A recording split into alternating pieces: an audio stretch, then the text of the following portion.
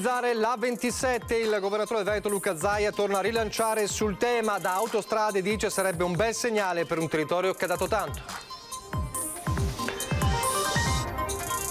Linea dura della CGIL in tema di Green Pass, bisogna arrivare all'obbligo vaccinale, dice il segretario veneto Ferrari, che annuncia nei prossimi giorni assemblee di sensibilizzazione nelle aziende.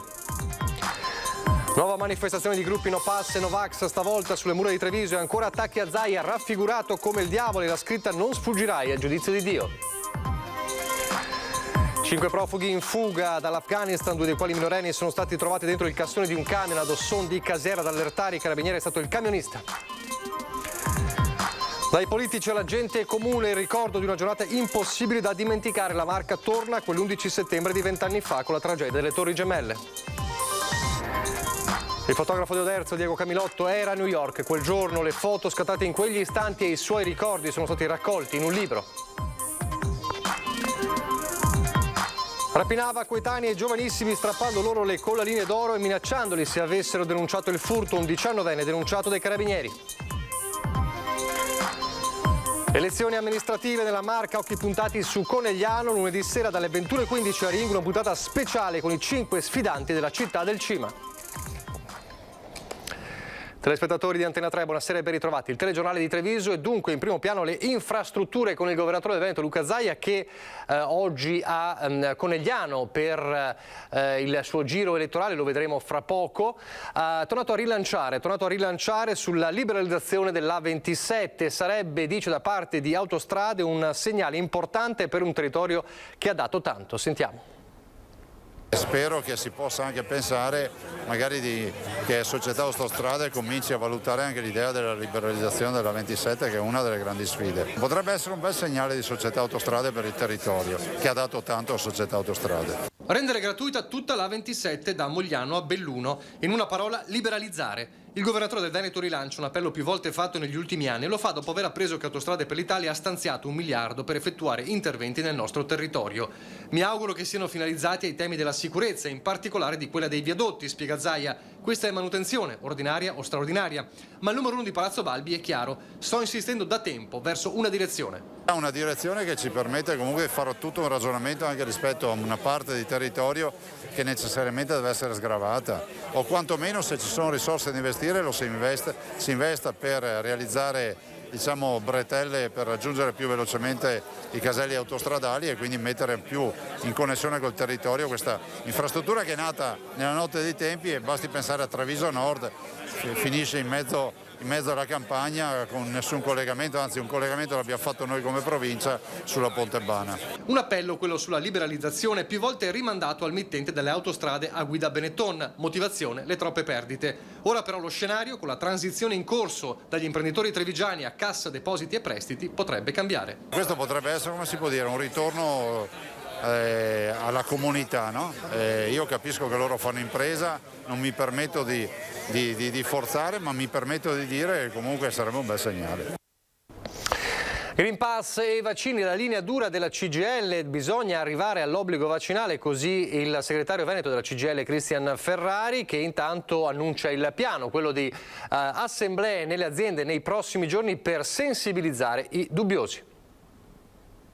Vista la progressiva introduzione del Green Pass nei luoghi di lavoro, intendiamo anche ripartire insieme a CISL e UIL qui in Veneto, proprio nei prossimi giorni, con una nuova campagna di assemblee in tutti i luoghi di lavoro, proprio per sensibilizzare, per spingere le persone che non hanno ancora fatto. E vogliamo farlo anche con un'informazione semplice ed efficace dappertutto. Assemblee nelle aziende per dare una giusta informazione e avvicinare alla vaccinazione chi per paura non l'ha ancora fatta. Questo è l'impegno dei sindacati, mentre a livello politico si discute dell'estensione del Green Pass ai lavoratori del pubblico e privato. La posizione della CGIL è sempre stata a favore dei vaccini senza se e senza ma, dice Ferrari, che parla del certificato verde come di una soluzione parziale perché, spiega, non si può ridurre la campagna vaccinale solo all'interno dei contesti produttivi. Noi siamo per l'introduzione dell'obbligo vaccinale generalizzato per tutte e tutti.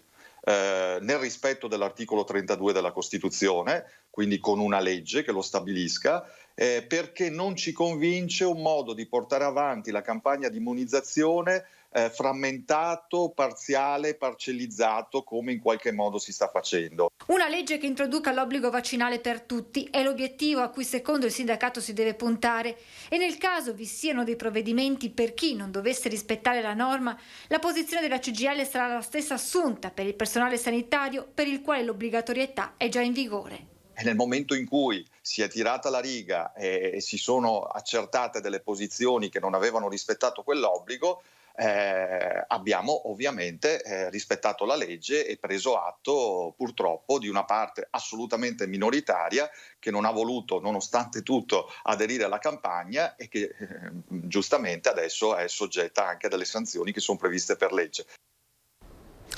Nella settimana che ha visto scoppiare l'indagine della Digos sui guerrieri Novax e poi il dibattito sulle minacce, la tensione che si è tornata ad alzare, il ritorno di No Pass ma anche di Novax in manifestazione, stavolta sulle mura di Treviso.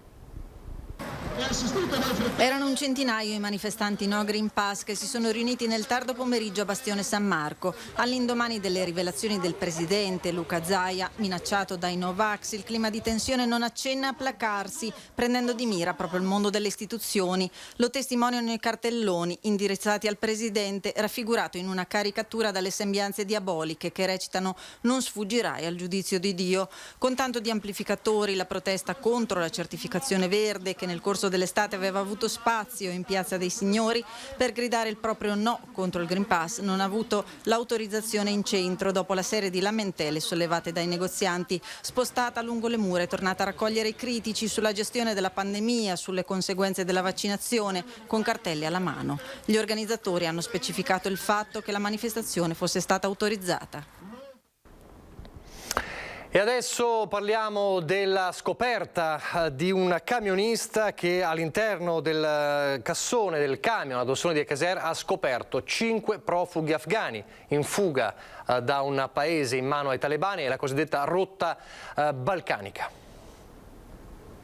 Erano stipati dentro il cassone di un camion proveniente dalla Romania, esausti a seguito del lungo viaggio, i 5 ragazzi profughi afghani in fuga, 2 dei quali probabilmente minorenni. Giunti nella Marca attraverso la rotta balcanica, è stato il camionista trentenne di nazionalità rumena, sentendo dei rumori che provenivano dalla parte posteriore del camion, a chiamare la centrale dei carabinieri stamattina mentre era ad Ossone di Caser, pronto a scaricare la merce per conto di una ditta.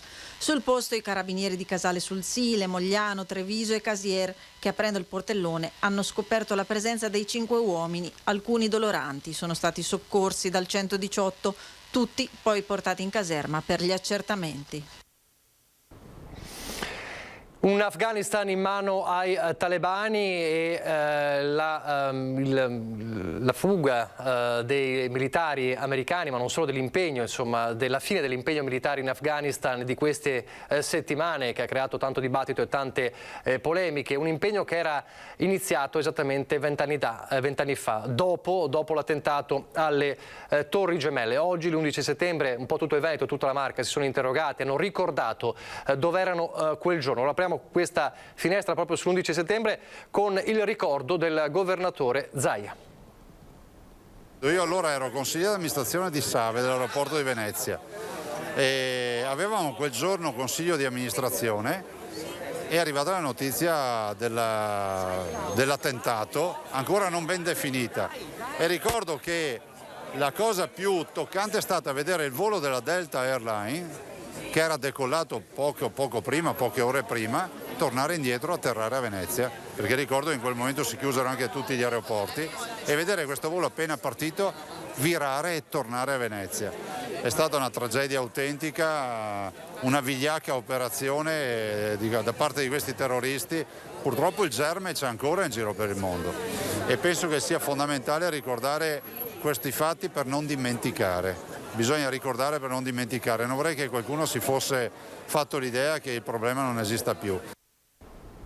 Tanti ricordi, chi era sindaco all'epoca a Treviso, chi lo è oggi, la politica, insomma abbiamo chiesto alla politica locale di ricordare quel giorno. Ero qui sulla scrivania del comune di Treviso e abbiamo preso atto di questo atto criminale. Mi trovavo in ufficio presso l'azienda dove lavoravo e con i colleghi ci siamo collegati alle prime notizie, ai siti, per capire cosa stava succedendo tra paura e incredulità. Due mondi a confronto che descrivono un cerchio, il passaggio dalla fine delle certezze per l'America e per l'Occidente, quello sfregio alla presunta invulnerabilità precipitato sul cuore del mondo libero che catapultò nell'insicurezza e nella paura anche la dimensione locale. Ho dovuto rafforzare le forze dell'ordine, ho implementato il controllo del territorio perché avevo sempre paura che ci fosse una cellula eversiva. 11 settembre come spartiacque, la chiave di lettura fornita dal segretario provinciale del PD trevigiano che evidenzia anche i passi in avanti compiuti in questi 20 anni sul fronte terrorismo. È stato uno spartiacque perché tra l'altro in quegli anni, nel 2000, primi anni 2000-2001, era in corso, era in atto un movimento che andava a mettere un po' in evidenza quelle che potevano essere le contraddizioni della cosiddetta globalizzazione. Con l'11 settembre scopriamo purtroppo che questa globalizzazione avrebbe fatto circolare anche il terrore e la paura. A 20 anni di distanza tutto si ripresenta dove era iniziato, con l'Afghanistan tornato nelle mani dei talebani. Credo che 20 anni dopo questa paura sta cominciando un po' a ritornare visti gli sviluppi in Afghanistan e quindi è una pagina del libro di storia davvero che ci ha segnato e che continua comunque a condizionare la nostra vita. E poi la gente comune, chi di noi oggi non si è chiesto dov'era quell'11 settembre? L'abbiamo chiesto ai trevigiani. Io mi ricordo mio fratello che ha sempre avuto questo amore grande per New York. A un certo punto l'ho sentito urlare: "Ah, le mie torri, è tutto distrutto, è tutto vero". Sembrava un film. Perché sembrava un film. Sembrava un film, la primissima sensazione di tutti quando i contorni della tragedia si delineavano di minuto in minuto, facendo largo alla paura per il presente e all'incertezza per il futuro, al senso di smarrimento che ciascuno dei trevigiani che abbiamo sentito ci ha saputo descrivere a distanza di 20 anni. Ho sentito i vicini, ho guardato subito, bruttissima la cosa, lo ricordo una cosa bruttissima e basta. E a distanza di 20 anni cosa c'è rimasto? Ancora, ho visto le immagini giorni fa e mi impressiona ancora. Internet era andato in tilt, non si sapevano le notizie ancora frammentarie che si sentivano in giro. E qual era la sensazione? Un po' di estrema stranezza, un po' di panico perché essere in contatto col mondo non eravamo più abituati. Dovevo andare a prendere i bambini dalla scuola, erano anche, pensavi al futuro delle generazioni, anche questo. Chi ci racconta del senso di isolamento tra le mura domestiche, quando anche i programmi per i bimbi subivano lo squarcio, la finestra sul tragico presente, su quella che per i più piccoli sarebbe diventata una pagina di storia. Io stavo guardando la TV con mio figlio di 3 anni, la TV per i bambini, che era pomeriggio da noi, e all'improvviso hanno interrotto tutto. Non sapevo più cosa fare. Mi sono addirittura messa a piangere. Lei aveva 6 anni nel 2001. Cosa ricorda? Qual è il ricordo? Stavo guardando la televisione e a un certo punto il programma è stato interrotto proprio per mostrare le immagini atroci delle 2 torri che stavano precipitando e ricordo proprio questo vivido fermo immagine, poco altro in realtà. Chi custodisce negli occhi e nel cuore le immagini di dolore e chi oggetti a suggello di quel cambiamento epocale? Non ero qui, io vivevo a Londra e mi ricordo benissimo che in quel momento è entrata in negozio dove lavoro io una nostra cliente che era una giornalista internazionale e ha detto: ragazzi, è scoppiata una cosa incredibile, è successa proprio una cosa grandissima, questo stravolgerà il mondo. Me lo ricordo benissimo come fosse ieri, è stato un grande trauma per tutti. Io ricordo di essere stata in un negozio di abbigliamento, peraltro 2 giorni dopo aver fatto il test di ammissione all'università, e ricordo di questa signora che entrò dicendo: c'è stato un attentato, pare alle Torri Gemelle, pare una bomba. Poi chiaramente nessuno sapeva di cosa si potesse trattare, e comunque ho ancora i pantaloni che presi quel giorno, per me quelli sono dei pantaloni dell'11 settembre. E poi chi a New York c'era quel giorno, come il fotografo di Oderzo Diego Camilotto. Per Dario Camilotto, fotografo trevigiano, è come se questi 20 anni non fossero mai trascorsi, perché il ricordo dell'11 settembre 2001 è sempre impresso nella sua memoria. Quel giorno arriva a New York al mattino presto, dopo un fine settimana in Canada. Prima di rientrare nell'appartamento, la decisione di fare un giro. Appena scende dall'autobus, vede del fumo nero uscire da una delle due torri. Tutti, penso, in quel momento abbiamo pensato si trattasse semplicemente di un incidente. Decide allora di spostarsi verso la zona sud di Manhattan e quando raggiunge la metropolitana capisce che qualcosa di grave è accaduto. Usciti, quello che ho visto praticamente è stata una scena apocalittica. C'era anche la seconda torre colpita. 2 aerei di linea si erano schiantati sulle torri. Intorno a lui molta confusione, gente che corre, vigili del fuoco al lavoro. Molti di loro, racconta Camilotto, non torneranno più a casa. Quando poi una delle torri è crollata ed è collassata su se stesso, a quel punto è scattato veramente il panico, anche perché una nube densa ha cominciato ovviamente a viaggiare a velocità incredibile e da lì ho visto anche la seconda torre crollare. Avevo con me la mia Pentax 1000, ancora scattavo in diapositiva. Immortala così le immagini drammatiche che si susseguono davanti ai suoi occhi prima che la paura abbia sopravvento. Anch'io mi sono accasciato a terra su un marciapiede con la schiena contro il muro, mi sono messo a piangere.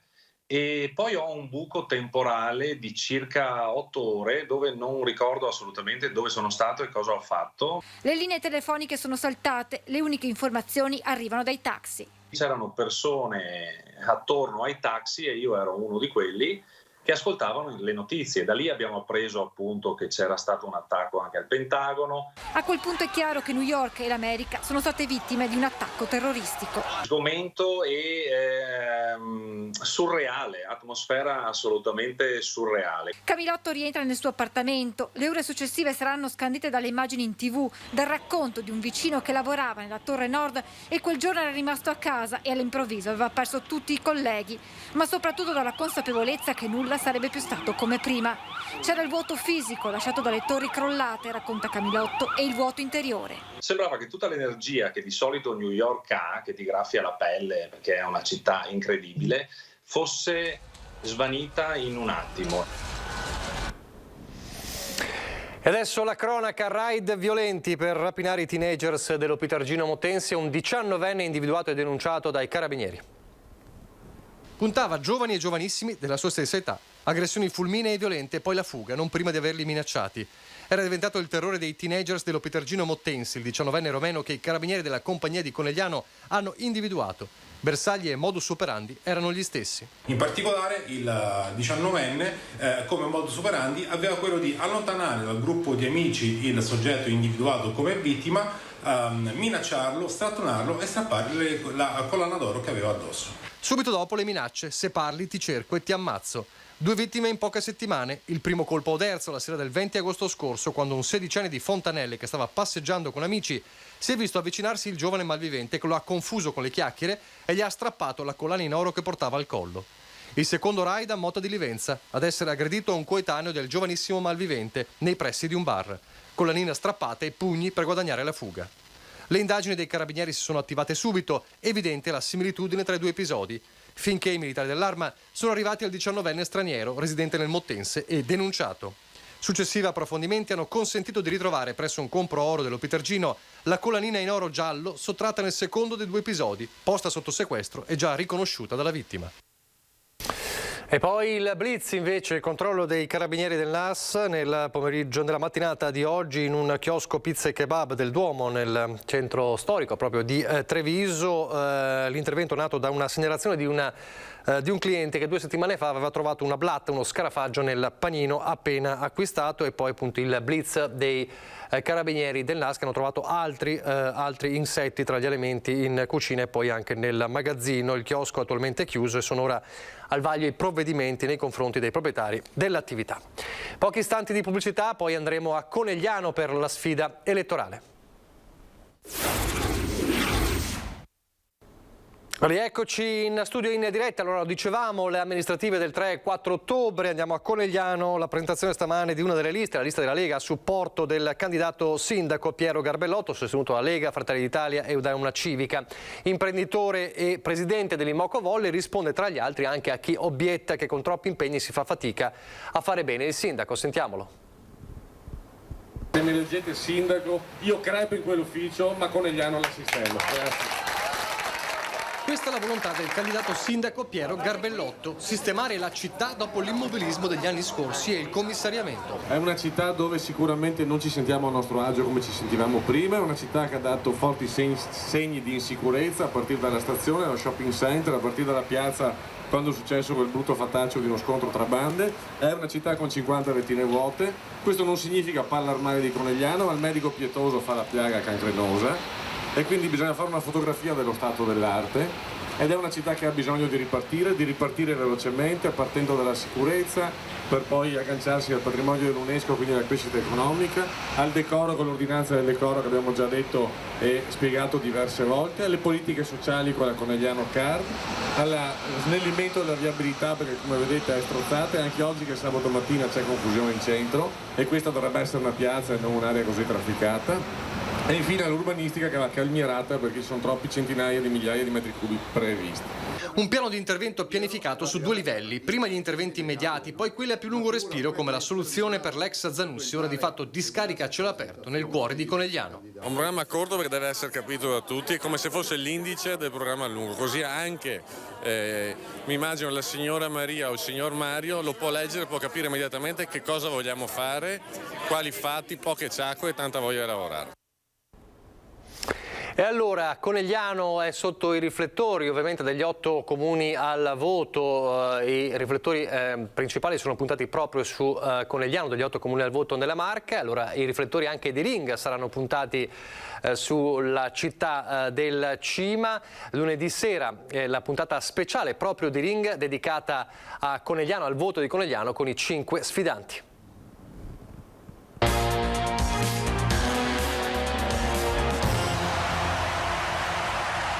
Allora, buonasera, ben ritrovati con Ring. Una sfida a 5, tutta da seguire. 5 come gli sfidanti per la città del Cima. A Ring, lunedì sera dalle 21:15 i riflettori saranno puntati sul voto più atteso nella Marca, quello di Conegliano. Da Piero Garbellotto a Francesca Di Gaspero, da Fabio Chies a Lorenzo Damiano, fino ad Antonio Quarta. I volti di una battaglia elettorale che il 3 e 4 ottobre dovrà sfornare il nome del sindaco di una città alla ricerca di una guida per uscire dal tunnel della pandemia dopo il commissariamento. Il centrodestra diviso ma battagliero, il centrosinistra che tenta di scalzare il predominio quasi trentennale degli avversari, la voglia di tentare il colpaccio da parte degli outsider. E poi i temi, la sicurezza, i nodi cruciali del territorio, la ripresa economica, la necessità di ripartire in fretta. Ogni punto sarà scandito dalle domande del vice direttore Ferdinando Avarino e dalle risposte dei contendenti. In 5 per la vittoria, nel ring di Antenna 3. Appuntamento dunque da non perdere lunedì alle 21:15, Ring con i 5 sfidanti di Conegliano. Adesso le notizie dal Bellunese. E il Bellunese guarda al vertice del lunedì, il vertice per l'ultima spiaggia, forse per il futuro di ACC. Rimane fioca la luce in fondo al tunnel, per questo la nostra preoccupazione è fortissima. Le nostre valutazioni sugli strumenti che il governo ha approntato per le aziende in crisi, infatti, non sono utili per ACC e purtroppo le prime verifiche fatte dallo stesso Ministero per lo Sviluppo Economico lo confermano. Lo ha affermato senza mezzi termini l'assessore al lavoro della Regione Veneto, Enea Donazzan, in riferimento alla riunione di lunedì prossimo alle ore 15 indetta dal vice ministro del Mise Alessandra Todde. Riunione che doveva svolgersi ieri, ma che è stata spostata senza darne una qualsivoglia motivazione. Questo rinvio non ci ha agevolato perché comunque non sappiamo il perché, non sappiamo come mai e ci stiamo facendo anche 1000 idee, 1000 supposizioni. Quindi lunedì che arrivi, lunedì avremo parecchie cose da chiedere al Ministro o al Vice Ministro o chi si presenterà a fare le veci del Governo, del Ministero, perché comunque nessuno ci ha ancora detto, non ci hanno comunicato ufficialmente il perché di Italcomp non si fa più, perché tramite qualche agenzia di stampa, tramite Facebook, ma noi vogliamo sentire dirci del perché e perché non si fa più Italcomp. Poi tornando sulla tristissima o comunque drammatica realtà, sapere se questo articolo 37 è esigibile per ACC o non lo è, il perché, e a quel punto lì noi vorremmo sapere come faremo ad andare avanti senza una finanza, senza un deposito da parte dello Stato, senza cautele e senza sovvenzioni da parte del governo. ACC, che produce compressori per frigoriferi, avrebbe dovuto essere destinataria di risorse finanziarie ex articolo 55 della legge sulle amministrazioni straordinarie, a seguito di autorizzazione da parte della Commissione europea agli aiuti di Stato. La richiesta del governo italiano per ACC è stata fatta oltre un anno fa, ma a oggi è ancora in attesa di una concreta risposta. Abbiamo avuto un rinvio dell'incontro, perché l'incontro era programmato per venerdì scorso, invece è stato rinviato lunedì. Questo lascia intendere che evidentemente il Ministero ha qualche perplessità sulla possibile applicazione dell'articolo 37, cioè del fondo dedicato al sostegno alle grandi imprese. Ci auguriamo che le verifiche in corso siano positive. Quello che speriamo e che auspichiamo è che al tavolo sia data una risposta definitiva se l'articolo 37 è applicabile ad ACC e se è applicabile come e in quanti soldi arriveranno e quando arriveranno. Adesso parliamo dei bimbi in ospedale e di un gesto dal mondo di chi ama le Harley Davidson, i giubbotti in pelle e le frange, ed è un gesto proprio per i bambini che devono stare in ospedale. Guardiamo. Ci sono storie che possono sembrare piccole, ma che forse piccole non lo sono, come la storia di due automobiline che un gruppo di bikers ha voluto acquistare per donarle al reparto di pediatria dell'ospedale di Belluno. Una piccola storia raccontata da 4 punti di vista diversi, a cominciare da quello di chi l'ha resa possibile. Bikes da parte dei bambini, la parola è quella giusta. Abbiamo preso questo rapporto con la pediatria di Belluno con varie iniziative, come avete sentito prima da parte della Maria Elisa. Abbiamo iniziato 2 anni fa con i Babbi Natale in moto, che cercheremo di ripetere anche quest'anno, se permettendo Covid. E poi abbiamo iniziato con questa iniziativa delle macchine elettriche per lo spostamento dei bambini all'interno dell'ospedale, che è stata un'iniziativa bellissima che l'abbiamo subito sentita a pelle e l'abbiamo realizzata. Avere queste attenzioni nei confronti del bambino è un segno di grande umanità e questa cosa a me fa molto molto piacere. Penso sia un'iniziativa encomiabile, quella dei bikers harleisti bellunesi, che ha voluto donare queste 2 macchinine elettriche al reparto di pediatria di Belluno per garantire un trasporto dei piccoli pazienti in maniera meno traumatica, ecco, diciamo così. Lo stress dovuto allo spostamento piuttosto che all'ambiente nuovo è sempre un evento che un po' coinvolge la pediatria, i bambini, i genitori. Abbiamo pensato di adottare questa strategia nei bambini dove è possibile e confidiamo che sia una cosa che renderà l'evento meno stressante.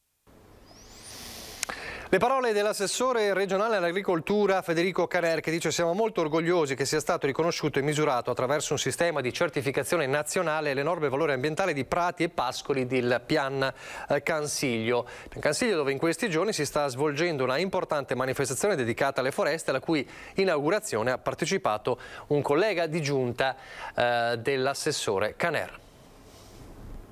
Fiera e Festival delle Foreste, organizzato da Longarone Fiere, Regione del Veneto e Veneto Agricoltura, ha messo in luce la tutela della biodiversità e il benessere animale che possono garantire sostenibilità e risorse per il futuro. Tanto che nel corso della manifestazione è stata ufficializzata la prima attestazione in Italia riguardante i prodotti lattiero-caseari attribuita al centro caseario dell'altopiano Tambres-Pert-Cansiglio per prodotti derivanti da animali che vivono in prati e pascoli con alti livelli di biodiversità. Un momento particolarmente significativo, è un tema che si attaglia perfettamente anche a tematiche che sono di estrema attualità, la gestione del territorio, la cura delle nostre foreste, che significa anche un esempio di sviluppo sostenibile, di realizzazione delle attività umane in un contesto ambientale che mantenga il proprio equilibrio e faccia sì che territori come questo possano guardare al futuro con fiducia, con uno sviluppo delle proprie popolazioni, uno sviluppo delle attività economiche che sono connaturate al contesto montano. Questi alti livelli di biodiversità assicurano un ambiente sano e un'alimentazione ricca di essenze per il bestiame alpascolo, con ricadute eccellenti sui prodotti lattiero-caseari da questi derivati. Veneto Agricoltura ha fortemente voluto e sostenuto questo progetto sui territori di proprietà della Regione Veneto per valorizzare una delle aree di maggior rilievo storico e naturalistico a livello regionale e nazionale, ai piedi di montagne devastate da vaia. Questa è una manifestazione che rientra proprio in quelle che sono le finalità che noi abbiamo. Dobbiamo trovare il modo di fare una riflessione importante su quello che è il futuro dei nostri boschi, delle nostre foreste, che sono state duramente colpite dalla tempesta Vaia e che ora hanno bisogno di una programmazione per ripartire.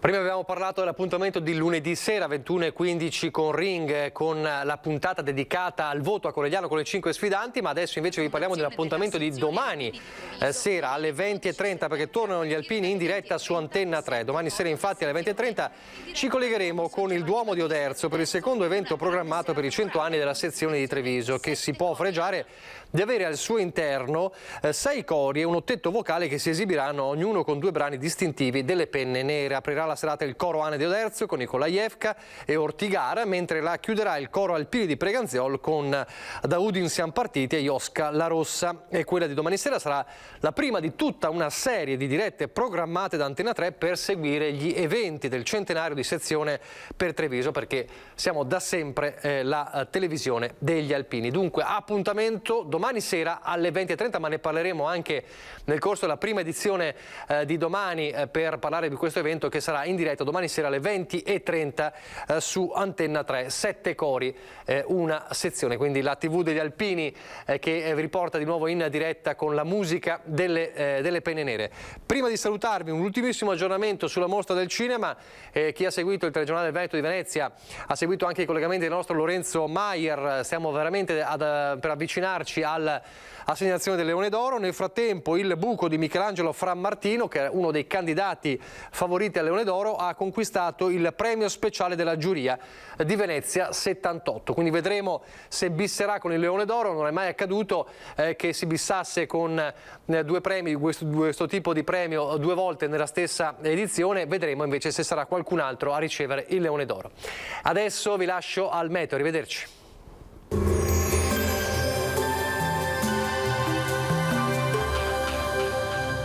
Moreno Tardivo Tristyle. Potatura ed abbattimento alberi di alto fusto. Presenti in tutto il Triveneto. Chiamateci per un preventivo gratuito. Bentrovati al meteo. Sul nostro territorio tenderà ad affermarsi un promontorio anticiclonico di matrice mediterranea che manterrà condizioni di tempo stabile e clima gradevole.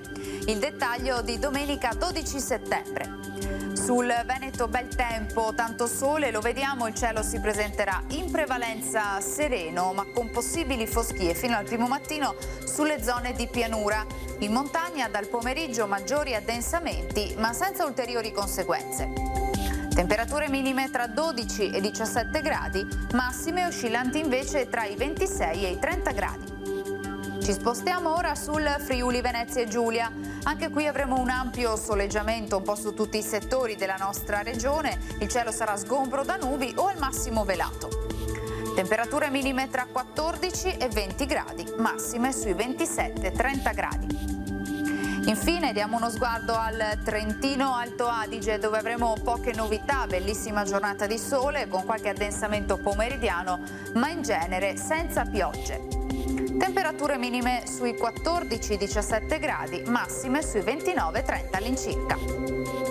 Dal meteo è tutto, vi auguro un buon proseguimento con Antenna 3.